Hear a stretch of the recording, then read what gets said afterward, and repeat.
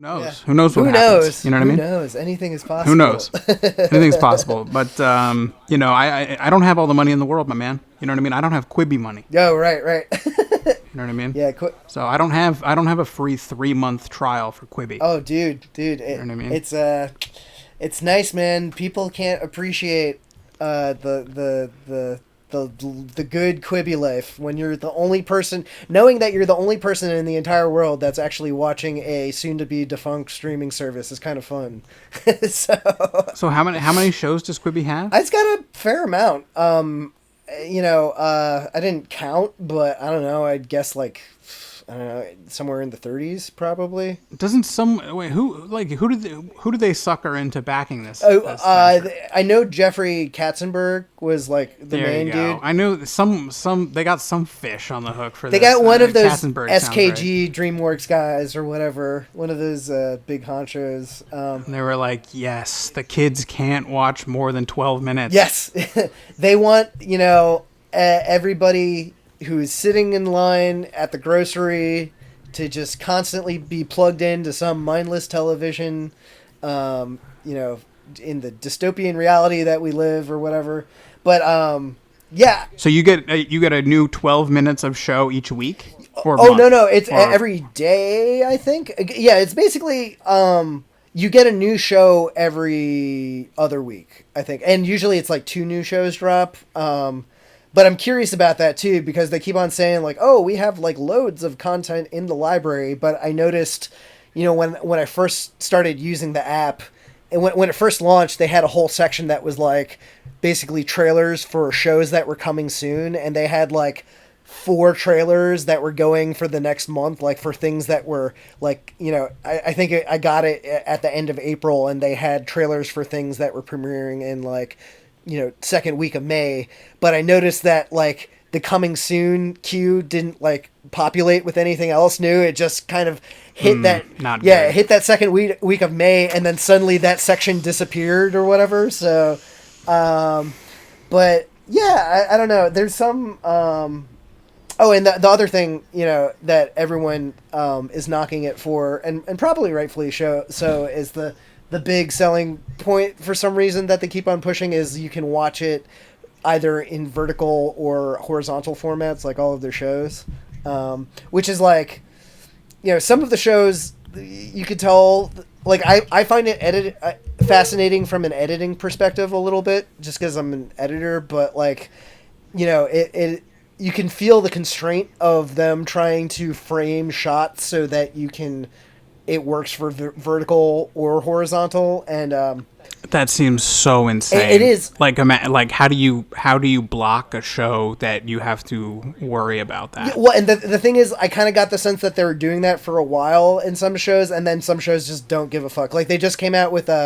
Reno 911, which is great. But like the first 2 episodes, I noticed like, they have a shaky cam style anyways. And, so they shoot it for the horizontal frame, which is normal. But when you do the vertical frame is just like a super duper crop of the horizontal frame. So whatever you're working with, it's like you're zooming in like, 300% into the frame almost, or something like that, and you're just picking certain parts of the frame to focus in on. But like when you zoom in on the frame that much, even if it's like high quality, if it was shot handheld, like you notice the things like camera shake and stuff like that way more.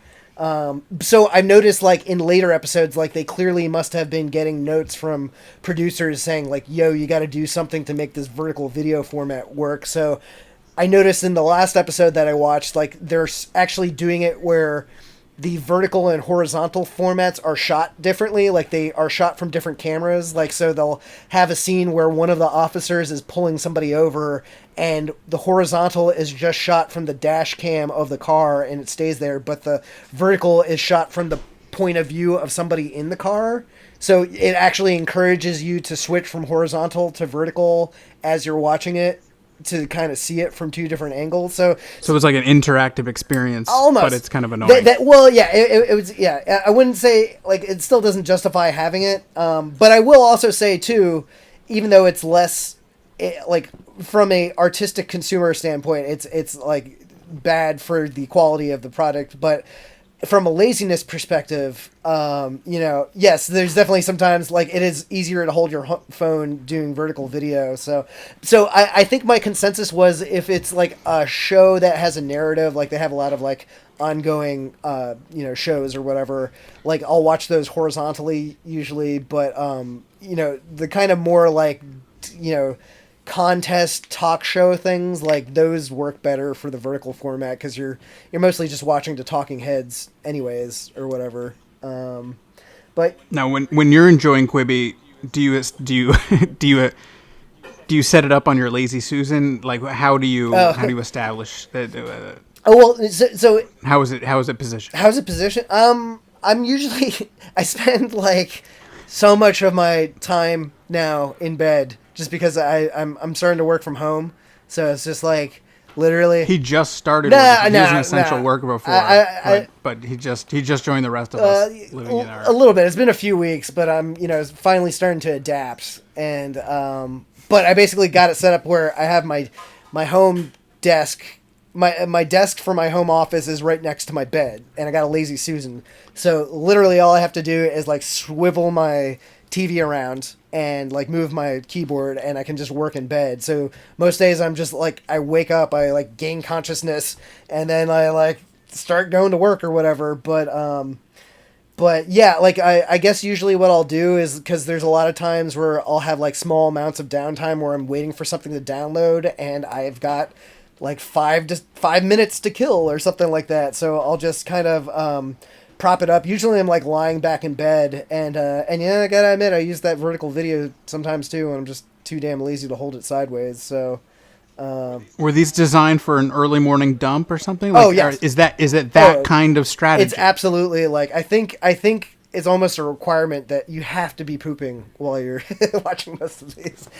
They know. Do you get like Charmin Ultra, yes! like you know what I mean, ads and stuff pop up? Literally, they have. I think it's not the only one, but they have one or most of their advertisements like pre-roll are like kind of.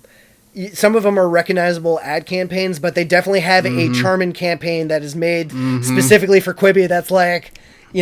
Very targeted. Yeah. It's like somebody's knocking at the door and they're looking at their phone, and the bear's like, "Oh, hold on, I'll be out in a Quibi," or whatever the fuck. It's so dumb. But yeah, it's definitely I've weirdly like more than usual found myself having like 5 minutes of downtime at a time. So I feel like I can't be the only person on in the country like that this model works for, but I definitely feel that way. I think you are. I think they're going to come to your house with a check, yes. like clearing sweepstakes price water clearing house. Do they still do the checks? I don't think. I think they might bring you a trophy and say thank you. You single-handedly saved this company. Who has like I know they got a few people, like who has shows on, like like give me who are the stars, quote unquote, that they went out and got, because there's some decent names that they gave the shows to. It didn't like.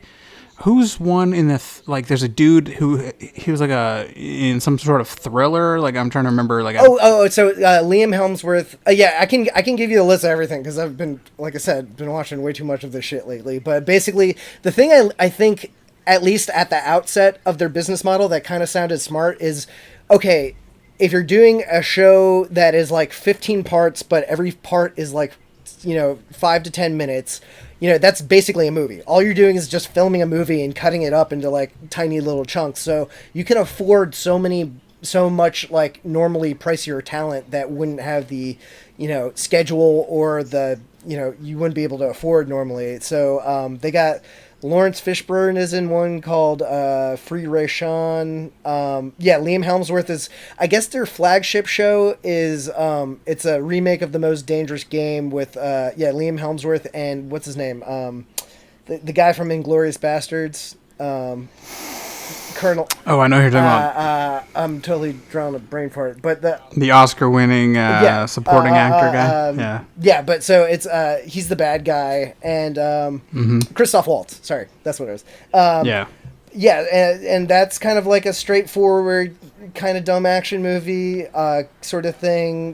They got one I just watched was called The Stranger, which had the dude from Chronicle. What's his name? The guy from what's his name? The weird kind of Jake DeHaan, or Dean Dane DeHaan, or something it's like like that. him. Yeah, It's him and the chick from It Follows, and it's a remake of The Hitcher, except it's like I think they call it The Stranger because nobody hitchhikes anymore, and she's an Uber driver instead in this one. And same thing, it was kind of dumb, but like I liked it. Like and the other big one is they just came out with one with Anna Kendrick that is produced by Dan Harmon's now wife.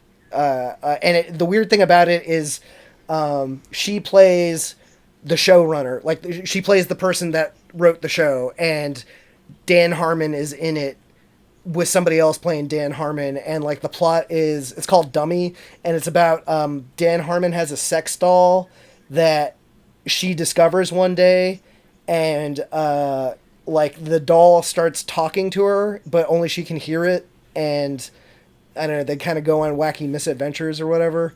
But is the doll a version of her or anything? I think it's actually somebody else doing the voice. Like the way they do it is the doll itself can't move. They just like they have like a real doll, and then like with CG effects they just move her face and her mouth and her eyes, but like the gag is she can't move her own head or position herself in anything. And like the face is like right smack dab in the middle of the uncanny valley, so it's like really creepy to like watch her talk or whatever. But the doll is not a version of another human being or anything. It's not like some weird like, like Scarlett Johansson somebody's doll or soul something, got sucked into like a Chucky situation. No. Like someone didn't. Like somebody famous is playing the doll, or yeah, well, no, like someone didn't intentionally make the doll a version of someone else. Yeah, no, I think it's just some random doll. It's supposed to be some random, like very Barbie looking doll. Just a basic model. Yeah, and they have jokes about it. There's a lot of I know, like weird meta jokes and like stuff like that. But it's kind of funny. At first I was like a little like iffy about it, because the other thing is I can't remember, I think the girl who created it, the woman, her name is Cody. I'm totally drawing a blank on her last name, but Cody was the showrunner for the American Wilfred, with that Elijah Wood show. Mm-hmm. So it's I never saw it. Oh, okay. Well, if you ever saw Wilfred, it's like very much like Wilfred, because it's about a person that kind of thinks they're going crazy because they pretty much have an imaginary friend that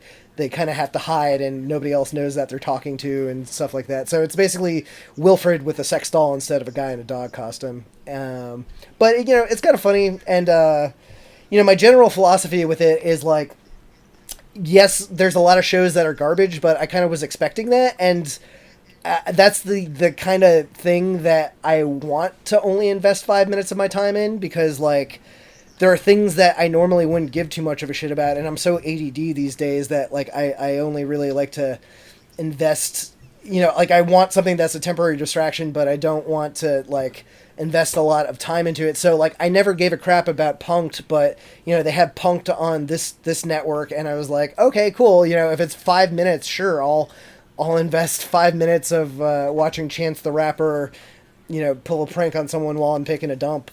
Sure, why not? You know what I mean? So I honestly weirdly feel kind of bad for them. I think I definitely think they would have failed anyways had the corona not hit or whatever. Like they're definitely just trying to double down and blame it all on the virus fucking everything up. But I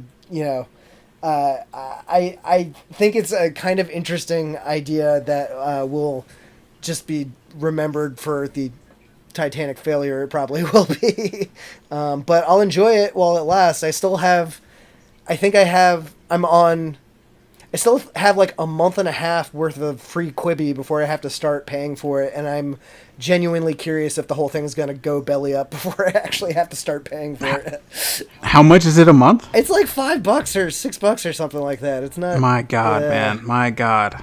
But who do they think we are? I know, right? We're not made of freaking gold here. I'm not using gold toilet paper on my golden throne. That sweet Charmin money better be coming in, bro. Exactly, man. You know what I mean? They're literally printing money. Literally you know printing it. Gold leaf printing. Well, Dan Harmon. It sounds. What's interesting? It sounds like an interesting format, but I wish it's a weird thing because they went out and they got these people, but like they get Hemsworth and they get the just to jingle the keys. Yeah. But I wish it was like giving. I don't know. I mean, and you tell me. I'm sure there are, but like, I wish it were a little bit more, more guerrilla style, like giving. Oh, like random creators, like yeah. Yeah, I mean, I guess there's like other places you could do that. I don't know if it's like I guess anyone could do it. You could do it on YouTube, but like, it sounds like it would have been kind of a cool thing. It's like going back. I mean, we're talking about like Roiland, and we're talking about Harmon and like the channel 101 101 type stuff, where it's like short tiny little things that are voter based that it could have been an interesting kind of format to get to help kind of expose people instead of like find these weird people that are just like, I'm between projects, so I guess I'll do your like pity Quibi project. Also, it's like, oh, you don't have to have a company that's like bankrolled by like $2 billion or anything. You could just have something that's a lot more grassroots and have a bona fide hit come out from an original creator that like came from nowhere. You know what I mean? If you played it right, like that's basically what Channel 101 was, and that was like kind of when the internet was a little bit more like the Wild West and all that sort of stuff. But I agree. I think you might be onto something, man.